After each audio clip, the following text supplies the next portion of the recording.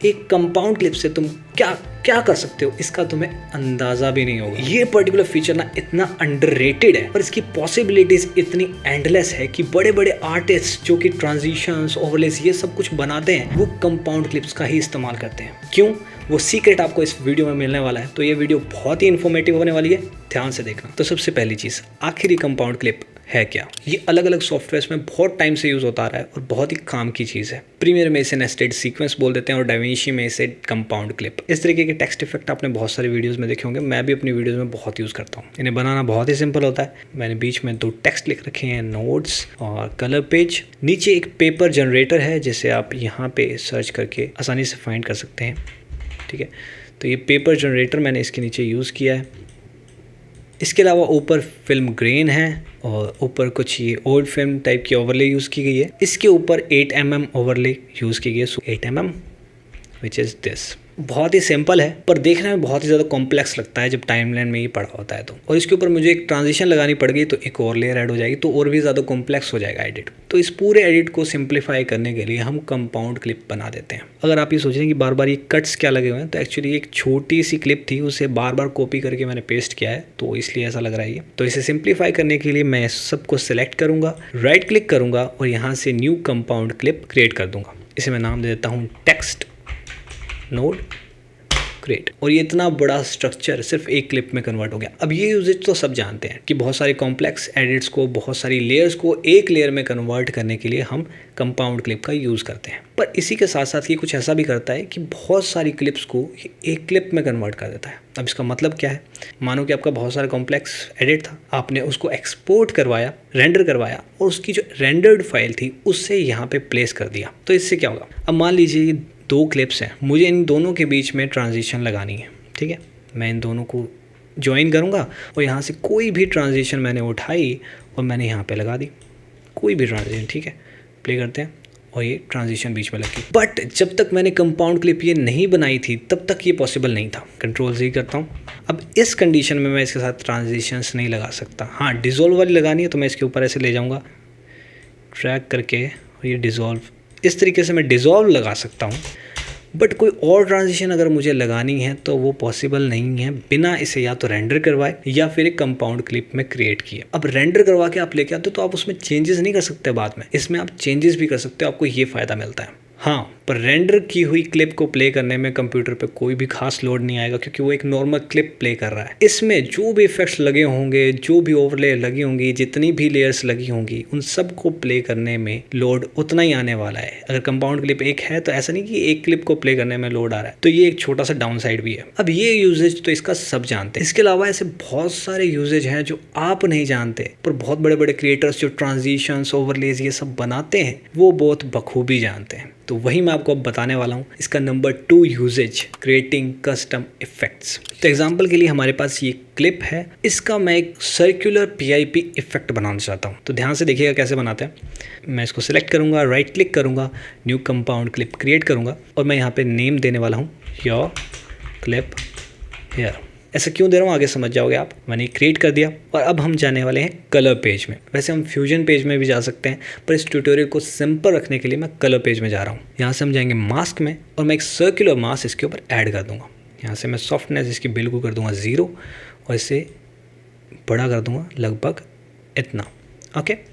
यहाँ से मैंने राइट क्लिक किया, ऐड अल्फा आउटपुट पे क्लिक किया और ये हमारा डॉट एक्स्ट्रा आ गया। इसे मैं इससे ज्वाइन कर दूंगा और ये हमारा एक सर्कुलर कटआउट तैयार हो गया। अब मैं दोबारा से एडिट पेज में आऊँगा। अब मैं इसे एक लेयर ऊपर लेके जाता हूँ और अब हमें नीचे एक वाइट सर्कल ऐड करना है। तो उसके लिए मैं इफेक्ट्स में गया, यहाँ से मैं सर्च ऑल फोल्डर्स पे क्लिक करूँगा और यहाँ से सर्च करूँगा सॉलिड कलर को मैं लेके आया इसके नीचे, इसमें एक्सटेंड कर लेता हूँ और इसे मैं रखने वाला हूँ वाइट कलर का। इंस्पेक्टर में जाके इसे मैं रख लेता हूँ वाइट कलर का, ओके।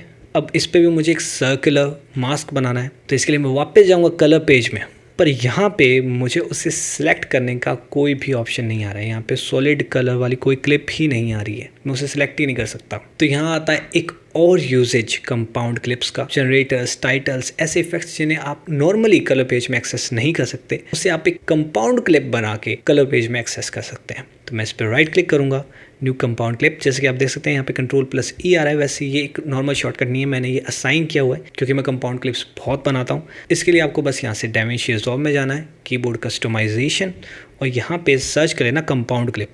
तो यहाँ पे न्यू कंपाउंड क्लिप तुम्हारे सामने आ जाएगा। यहाँ पे तुम कोई भी शॉर्टकट दे सकते हो, मैंने Ctrl+E दे रखा है। तो मैं इसे एक न्यू कंपाउंड क्लिप में कन्वर्ट कर देता हूँ और इसे मैं नेम दूंगा सर्कल। अब आ जाते हैं वापस से कलर पेज में और यहाँ से मैं इस वाइट वाली लेयर को सिलेक्ट करूँगा। अब मैं इस कर्सर को लेके जाऊँगा इस कंपाउंड क्लिप पे और मिडल माउस बटन प्रेस करूँगा, जिससे इसका मास्क इस लेयर पे कॉपी हो जाएगा इन जस्ट वन क्लिक। ये कॉपी हो गया। अब मुझे इसे थोड़ा सा बड़ा करना है साइज़ में। मैं यहाँ से ड्रैग करके थोड़ा सा बड़ा कर देता हूँ, हल्का सा मुझे बड़ा रखना है। जितना आपको इसकी विड्थ रखनी है उतना आप रखें। तो ये वापस दोबारा से बनाया भी जा सकता है, मैंने सीधा कॉपी कर लिया। वापस हम आएंगे एडिट पेज में, तो मैं इन दोनों को सिलेक्ट करके एक न्यू कंपाउंड क्लिप क्रिएट करने वाला हूँ। इसे मैं कहूँगा सर्कुलर PIP इफेक्ट। मैंने इस कंपाउंड क्लिप का नाम दे दिया, मैंने कर दिया क्रिएट। अब हमारा एक सर्कुलर इफेक्ट तैयार हो गया। अब इसे मैं छोटा भी कर सकता हूँ, बड़ा भी कर सकता हूँ, जैसे मैं करना चाहूँ वैसे कर सकता हूँ। इसे मैं यहाँ से पकड़ के साइड में भी रख सकता हूँ, जैसे कि आप मेरी इस वीडियो में भी देख रहे हैं। वैसे मैंने इसके लिए एक पर्टिकुलर इफेक्ट बना रखा है, फ्यूजन इफेक्ट, जिसे आपको बस ड्रैग एंड ड्रॉप करना है। उसका लिंक आपको डिस्क्रिप्शन में मिल जाएगा अगर आपको चाहिए तो इसे मैं वापस से सेंटर में ले आता हूँ। अब मज़े की बात है, इसको हम एक इफेक्ट की तरह यूज़ कैसे करेंगे। बाकी क्लिप्स हमें इसके अंदर डालनी हो इस सर्कल के अंदर, तो कैसे डालेंगे उसके लिए ध्यान रखिए आपका ये स्टैक टाइमलाइन ऑप्शन ऑन हो। अगर नहीं ऑन है तो यहाँ से इसको डिस्प्ले स्टैक्ड टाइमलाइंस ऑन कर लेना। अब इस पर राइट क्लिक करो, ओपन इन टाइमलाइन पे जाओ और यहाँ पे तुम्हारी ओपन होके आ गई। अब मैं योर क्लिप हेयर पे राइट क्लिक करूँगा, वापस से ओपन इन टाइमलाइन करूँगा और यहाँ पे मेरी क्लिप आ गई। अब इस क्लिप को मैं किसी भी क्लिप से रिप्लेस कर दूँ तो मेरा वो इफेक्ट बन जाएगा। कैसे? मैं मीडिया पूल में गया, मैं ये सिनेमैटिक शॉट यहाँ पे रिप्लेस करवा देता हूँ। ठीक है, इसे हटा देते हैं, डिलीट कर देते हैं, इसे यहाँ रख देते हैं। अब मैं वापस से टाइमलाइन में आऊँगा तो मेरा ये शॉट रिप्लेस हो चुका है। इसका एक सर्कुलर इफेक्ट बन चुका है, एक PIP इफेक्ट बन चुका है। तो मुझे कोई भी क्लिप को सर्कल में दिखाना है तो मैं बस यहाँ पे जाऊँ और यहाँ पे अपनी क्लिप को रिप्लेस करवा दूँ। अब आपको पता लगा जो आप पैक्स डाउनलोड करते हो उसमें आपको रिप्लेस फुटेज करने के लिए क्यों बोलता है। उन्होंने इन कंपाउंड क्लिप्स का यूज़ करते हुए ये इफेक्ट बनाए होते हैं। अब आता है इसका number 3 uses, creating your own animations. For example इसी सर्कुलर PIP इफेक्ट पे मैं एक एनिमेशन डालना चाहता हूँ, तो वो मैं इसके ऊपर क्रिएट कर देता हूँ। मैं इसके कुछ फ्रेम्स बाद लगभग यहाँ एक की फ्रेम लगा देता हूँ और एंड में जा कर के यहाँ पे एक की फ्रेम लगा देता हूँ। फिर इसके बिल्कुल एंड पे चला जाता हूँ और इसे मैं कर देता हूँ जूम को 0। ठीक है, और मैं इसके स्टार्टिंग पे चला जाता हूँ और यहाँ से जूम को कर देता हूँ 0। तो मैंने क्या किया, यहाँ से ये एनिमेशन बना दी कुछ इस तरीके से। जूम इन हुआ फिर जूम आउट हो गया। ठीक है, और बीच में ये बिल्कुल भी मूव नहीं हो रहा है। अब इसे मैं थोड़ा सा स्मूथ भी कर देता हूँ। यहाँ से हम गए ग्राफ्स में और इसे मैंने सेलेक्ट किया और यहाँ से मैंने स्मूथ कर दिया, यहाँ से भी मैंने इसे स्मूथ कर दिया। ठीक है, तो हमारी एनिमेशन कुछ हो गई तैयार इस तरीके से।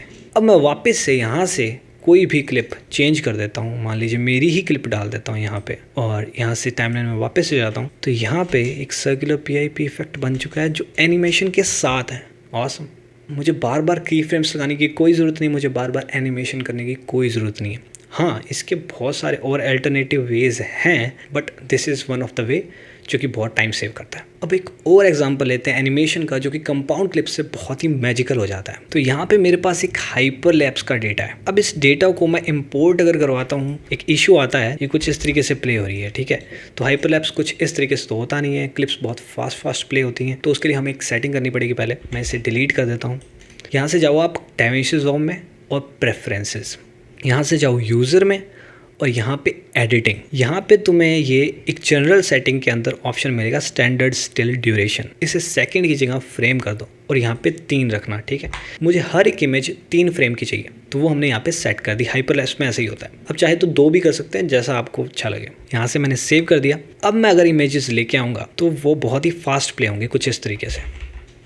मैं ऐसे मीडिया पूल को ऑफ कर देता हूँ। अब सबसे पहले तो मुझे इसे स्मूथ करना है, इसके लिए मुझे हर एक क्लिप पे पोजीशन और जूम की सेटिंग करनी पड़ेगी। पर उसके अलावा एक रामबाण इलाज भी है जो सुपर स्मूथ बना देता है आपकी क्लिप्स को, जो है कंपाउंड क्लिप बना के स्टेबलाइज करना। ठीक है, तो इस सबको सिलेक्ट करो, राइट क्लिक करो, न्यू कंपाउंड क्लिप, हाइपरलैप्स। यहाँ से मैं इंस्पेक्टर में गया और मैंने यहाँ से स्टेबलाइजेशन कर दी। तो ये काफ़ी स्मूथ हो गया। अब इसके अंदर हम एनिमेशन भी ऐड करेंगे। तो मैं क्या करता हूँ, इसके अंदर स्टार्टिंग में एक की फ्रेम लगा देता हूँ, जूम पे, पोजीशन पे और रोटेशन पे। ठीक है, पोजीशन पे मैंने यूँ ही लगाया, वैसे ज़रूरत नहीं है। और मैं इसके बिल्कुल यहाँ बीच में आता हूँ और मैं इसे जूम इन कर देता हूँ यहाँ तक और इसे रोटेट भी कर देता हूँ। ठीक है, तो हमने देखते रहें कि फ्रेम से बाहर ना जाएं बस। हाँ, बिल्कुल सही जा रहा है। और मैं इसे रोटेट कर सकता हूँ, सही है। अब इसके बिल्कुल लास्ट में चले जाते हैं और इसे मैं वापस से रोटेट कर देता हूँ कुछ इस तरीके से। ठीक है, जूम आउट मैं थोड़ा सा कर देता हूँ, इसको ज़्यादा नहीं करता कि बस ये कटे ना, इतना मैंने कर दिया। पोजीशन की ऑब्वियसली ज़रूरत नहीं पड़ी जैसा मैंने बताया। अब इसे हम यहाँ से ऑफ कर देते हैं। अब प्ले करते हैं। अब इसे और स्मूथ करना है, यहाँ से जाओ और यहाँ से जूम है, जूम को मैं यहाँ से रोटेशन एंगल सेलेक्ट किया, इससे हम कर देते हैं स्मूथ। यहाँ से मैं इसे ऑफ कर देता हूँ। अब इसे प्ले करते हैं। कितनी कमाल की एनिमेशन हमने क्रिएट कर ली कंपाउंड क्लिप से। तो एक तो मैं कंपाउंड क्लिप से इसको स्टेबलाइज कर पाया और इसे एनिमेट भी कर पाया। अब है इसका नंबर 4th यूजेज, जो है ग्लोबल एडजस्टमेंट, जिसे मैं अपनी हर वीडियोस में यूज़ करता हूँ। तो चलो क्यों ना मेरी वीडियो का ही एग्जांपल ले लेते हैं। तो मेरी शूट की हुई वीडियो कुछ इस टाइप की होती है, जिसमें पीछे ग्रीन स्क्रीन होती है। पहले की वीडियोस में ऐसा ही होता था और ये टुकड़ों में होती है, मोस्टली टुकड़ों में होती है, क्योंकि मेरे कैमरा की लिमिट है 30 मिनट से वो ऊपर रिकॉर्ड नहीं करता और मैं चाहता भी नहीं कि रिकॉर्ड करें, नहीं तो फाइल साइज़ बहुत ज़्यादा बड़ा हो जाता है और फिर उसे हैंडल करना बहुत मुश्किल हो जाता है। तो मैं सबसे पहला काम अपना पता क्या करता हूँ, इन तीनों क्लिप्स को या 4 क्लिप्स जितनी भी क्लिप्स हैं उन सबको सेलेक्ट करता हूँ, राइट क्लिक करता हूँ और न्यू कंपाउंड क्लिप में क्रिएट कर लेता हूँ। Camera footage remove green screen, ये मैंने नाम क्यों दिया है वो आप समझ जाएंगे आगे। अब ये करने के बाद मैं वापस से इसको एक कंपाउंड क्लिप में क्रिएट करता हूँ। Right click, new compound clip, camera footage, compound clip. अब मैं मान लो कोई भी इसके अंदर एडिट वेडिट करता हूँ, साइलेंट पार्ट्स निकालता हूँ और जो मुझे एक्स्ट्रा शॉट्स नहीं चाहिए होते वो निकालता हूँ, रीटेक्स निकालता हूँ, उसको एक फाइनलाइज एक एडिट में कंप्लीट करता हूँ और एक बड़ी सारी टाइमलाइन बन जाती है। अब इसका सबसे बड़ा फ़ायदा मैं आपको बताता हूँ। अभी तक मैंने इस पर कोई भी कलर एडजस्टमेंट नहीं की है, कोई भी ग्रीन स्क्रीन रिमूव नहीं की है, क्योंकि अगर मैं एडिट करते टाइम ग्रीन स्क्रीन रिमूव करूँगा तो मेरे लिए एडिट करना बहुत ही ज़्यादा मुश्किल हो जाएगा, क्योंकि ग्रीन स्क्रीन रिमूव करना बहुत ही ज़्यादा हैवी इफेक्ट होता है कंप्यूटर के लिए। तो मेरे लिए वो हाई फाई एडिट्स करना बहुत ही ज़्यादा डिफिकल्ट हो जाएंगे। तो ये चीज़ मैं करता हूँ एकदम आखिरी में। कैसे? मैं इसमें से कोई भी क्लिप को सिलेक्ट करता हूँ, राइट क्लिक करता हूँ और ओपन इन टाइमलाइन कर लेता हूँ। ठीक है, यहाँ पर मेरी बिल्कुल साबित एक क्लिप पड़ी है। अब मुझे ग्रीन स्क्रीन रिमूव करनी है सिर्फ इस क्लिप की। ठीक है, अगर मैं वैसे नॉर्मली भी करता तो मुझे 3 क्लिप्स की करनी पड़ती, पर यहाँ पे मुझे सिर्फ एक क्लिप की ग्रीन स्क्रीन रिमूव करनी है, क्योंकि ये सेम ही फुटेज है, कोई ज़्यादा डिफरेंस नहीं है, लाइटिंग में कुछ भी कोई भी डिफरेंस नहीं, ग्रीन स्क्रीन भी वही है, तो सेम एडजस्टमेंट चल जाएगी, कोई भी दिक्कत नहीं आएगी। तो यहाँ से मैं इसे सेलेक्ट करके फ्यूजन में चले जाता हूँ। यहाँ पे डेल्टा केयर मैंने ऐड कर दिया। ठीक है, यहाँ से मैं इसकी ग्रीन स्क्रीन रिमूव कर देता हूँ। यहाँ से वापस से मैं एडिट टैब में आया, वापस से टाइमलाइन में आया और यहाँ पे सब क्लिप्स की मेरी ग्रीन स्क्रीन रिमूव हो चुकी है सिर्फ एक झटके में। अब पीछे बैकग्राउंड भी लगानी है, तो उसके लिए हमें कुछ भी ज़्यादा तामझाम करने की ज़रूरत नहीं है। वापस से इस कंपाउंड क्लिप के अंदर जाओ, इसे ऊपर उठाओ, इसके नीचे मान लो मैं ये बैकग्राउंड लगा देता हूँ। टाइमलाइन के अंदर जाऊँगा, मेरा एडिट वैसे के वैसा बिल्कुल सही है, एकदम सेम जो मैंने किया है, और पीछे एक बैकग्राउंड लगी। तो इस तरीके से मैं ग्लोबल एडजस्टमेंट कर सकता हूँ। मेरी टाइमलाइन में क्लिप कहीं भी पड़ी है, मुझे चिंता करने की ज़रूरत नहीं है, मैं उसे ग्लोबल कंपाउंड क्लिप में चेंज कर दूंगा तो सारी क्लिप्स में चेंज आ जाएगा। अब इसका एक बहुत बड़ा डिसएडवांटेज है, या फिर कह लो कि बहुत ध्यान रखने वाली चीज़ है, कि आपको ग्लोबल कंपाउंड क्लिप पे कोई भी कट्स वट्स नहीं लगाने हैं, कुछ ऐसे चेंज नहीं करने हैं जिससे आपका पूरा एडिट ही चेंज हो जाए। जैसे मान लीजिए मैं इस क्लिप पे हूँ, ठीक है, यहाँ पे मेरा हाथ उठा हुआ है, ठीक है, आप इस क्लिप को देख लीजिए। मैं यहाँ से इसके अंदर गया कंपाउंड क्लिप के अंदर, ठीक है, और मैंने यहाँ से क्या किया, इसको इस पार्ट को डिलीट कर दिया। अब मैं वापस से टाइमलाइन के अंदर आऊँगा, यहाँ पे मेरा पूरा का पूरा एडिट चेंज हो चुका है। तो ये गलती भूल के भी मत करना। ग्लोबल क्लिप्स पे सिर्फ आपको इफेक्ट्स या फिर ऐसे एडजस्टमेंट करनी है जिससे उसकी टाइमिंग चेंज ना हो जाए, नहीं तो आपका पूरा पूरा एडिट चेंज हो जाएगा। Great power comes with a great responsibility. तो इसी के साथ मैं आपको ये भी बता देता हूँ कि अगर ये सर्कुलर एनिमेशन है और इसे मैंने यहाँ से कॉपी कर दिया, ठीक है, तो इस क्लिप के अंदर मैं क्या करता हूँ, कोई दूसरी क्लिप लगा देता हूँ। मैं ओपन इन टाइमलाइन करता हूँ, इसे भी ओपन इन टाइमलाइन, ठीक है। तो इस क्लिप को मान लीजिए मैं इस क्लिप से रिप्लेस कर देता हूँ, इसे डिलीट कर देता हूँ। तो अगर मैं टाइमलाइन पे आऊँगा तो सिर्फ ये क्लिप चेंज नहीं हुई है, मेरी ये वाली क्लिप भी चेंज हो चुकी है, ठीक है। तो अगर आपने एक कंपाउंड क्लिप को कॉपी कर लिया तो इसका मतलब ये नहीं कि वो एकदम से अलग कोई क्लिप हो गई, उसके अंदर वो सेम मटेरियल है। अगर आप उसके अंदर चेंज करेंगे तो वो दोनों कंपाउंड क्लिप पे जो भी जहाँ भी आपके टाइमलाइन पे पड़ा होगा वहाँ इफेक्ट करेगा। अब इसका फिफ्थ यूज़ है ऐसे मास्किंग इफेक्ट जो इसके बिना या तो पॉसिबल नहीं है या कह लो कि बहुत ज़्यादा डिफिकल्ट है करना। फॉर एग्जाम्पल मैं कोलाज बनाना चाहता हूँ, एक अलग से किस्म का कोलाज जिसमें 3-4 क्लिप्स हैं और वो एक राउंड शेप के रेक्टेंगल में है, ठीक। तो मैंने इमेजिनेशन तो कर ली, अब कैसे क्रिएट करते हैं उसको देखते हैं। मैं मीडिया पूल में गया, मैंने 3 क्लिप्स सेलेक्ट की। अब मुझे इन तीनों का कोलाज बनाना है हमारे। तो मैं कोलाज सिंपली बना सकता हूँ, इसको मैं ऊपर ले जाता हूँ इसके और इसे मैं डिलीट कर देता हूँ, ठीक है। क्या करते हैं, इसे अपने ले जाते हैं बिल्कुल इतना पोर्शन, ठीक है, ये दिखाए, और इसको मैं इसके ऊपर लेके आता हूँ,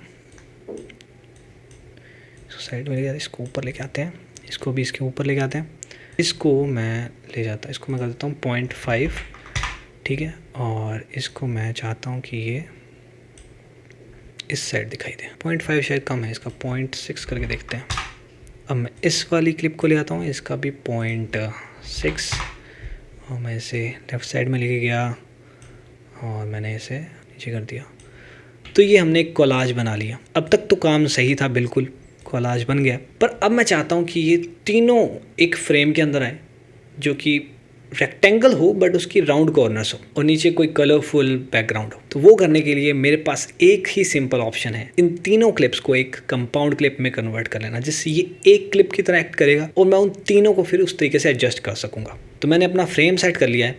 अब मैं बस इन तीनों को सिलेक्ट करता हूँ, राइट क्लिक करता हूँ, न्यू कंपाउंड क्लिप क्रिएट कर देता हूँ, कोलाज। मैं नीचे एक सॉलिड कलर ऐड कर देता हूँ, इसे मैं इस तरीके से कर देता हूँ। जनरेटर में जाके मैं इसका कलर कर देता हूँ ब्लूइश, मे बी अभी तक ये दिख नहीं रहा है। तो इसे अगर नॉर्मली मुझे छोटा करना है, ठीक है, इस रेक्टेंगल में लेके आना है, तो मैं इस तरीके से लेके आ सकता हूँ और ये इफेक्ट हमारा तैयार हो गया। पर क्योंकि मुझे इसे एक राउंड कॉर्नर देना है तो उसके लिए ये काम नहीं आएगा, उसके लिए मुझे यूज़ करना पड़ेगा ट्रांसफॉर्म इफेक्ट। तो मैं यहाँ से रीसेट कर देता हूँ, इफेक्ट्स में जाता हूँ, यहाँ पर लिखते हैं ट्रांसफॉर्म। तो इस ट्रांसफॉर्म को मैं इसके ऊपर ड्रैग कर देता हूँ। अब यहाँ से पहले तो मैं जूम आउट करता हूँ, इसको लगभग इतना काफ़ी होगा। अब यहाँ से अगर आप चाहेंगे इमेज एडजस्टमेंट में, तो यहाँ पे आपको एज राउंडिंग का ऑप्शन मिल जाता है। तो यहाँ से आप इसे जितना राउंड करना चाहें उतना कर सकते हैं। मैं बस इतना सा ही करना चाहता हूँ, इसे हल्का सा, बिल्कुल ओके, दैट्स इनफ। तो ये हमारा एक कूल लुकिंग इफेक्ट तैयार हो गया, जिसे बिना कंपाउंड क्लिप के क्रिएट करना बहुत ज़्यादा मुश्किल था। अब हम कुछ और भी ऐड कर सकते हैं इसके अंदर। मान लीजिए मैं इसकी शेडो चाहता हूँ, ठीक है, तो इफेक्ट्स के अंदर गए, शेडो इफेक्ट डाल दिया, शेडो, ठीक है, ड्रॉप शेडो, मैं इसके ऊपर ड्रैग कर देता हूँ, शेडो आ गई। तो कितना ऑसम लग रहा है। अब इसके साथ एनिमेशन करना चाहें तो एनिमेशन भी कर दो, जूम इन जूम आउट, वो सब कुछ कर सकते हैं। तो आई होप कि आपके लिए ये वीडियो बहुत ही यूज़फुल रही होगी। Thank you so much for watching this video. मिलते हैं अगली वीडियो में।